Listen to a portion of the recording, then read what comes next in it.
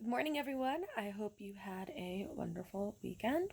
Today is April 20th, 2020, and let's get started.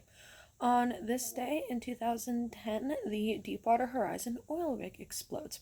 This was off the coast. It was down in the Gulf of Mexico, and it was an oil rig, so they were digging for oil, and there was a huge explosion, and it caused one of the largest oil spills in history. And I mean, it took months and months and months to clean up. It killed millions upon millions of animals. It was just absolutely awful. And it all started with this explosion.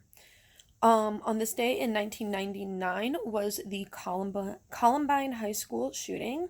This was pretty much the first big, huge school shooting that we had in America. There had been a handful of others kind of dotted throughout the past 30, 40 years or so. But this one was carried out by Eric Harris and Dylan Klebold. They were juniors or seniors, I don't remember, at Columbine High School in Colorado. And they went and they opened fire at their high school. 15 were killed, 14 students, and one teacher.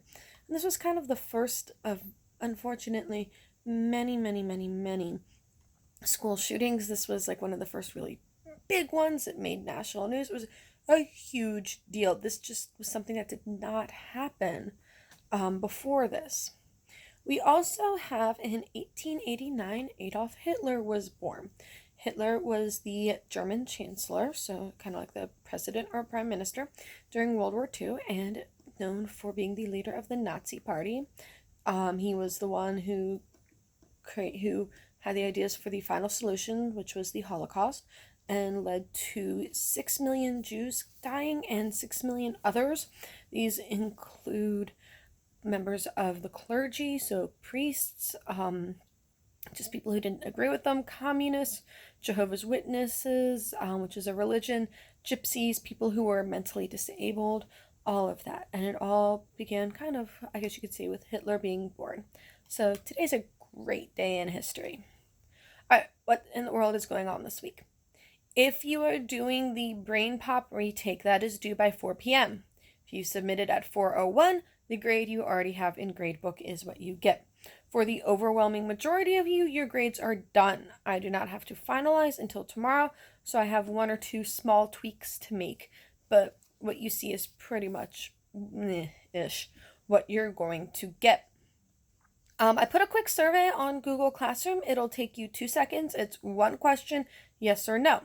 I have this Kahoot, and it's all pop culture questions, and I've been building on it year after year. I kind of do it.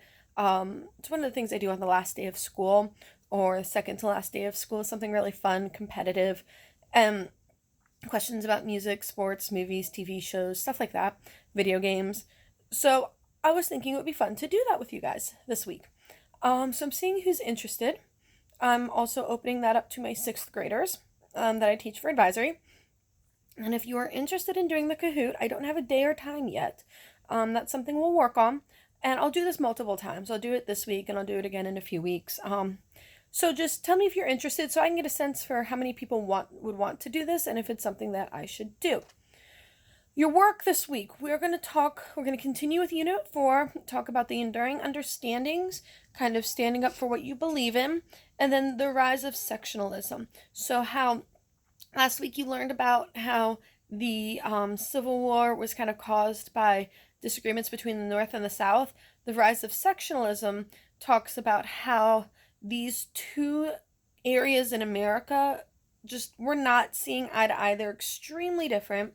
The North is industrial, factories, big cities, no slavery, all of that. And the South is agrarian, farms, plantations, slavery. So it's a huge difference between the two.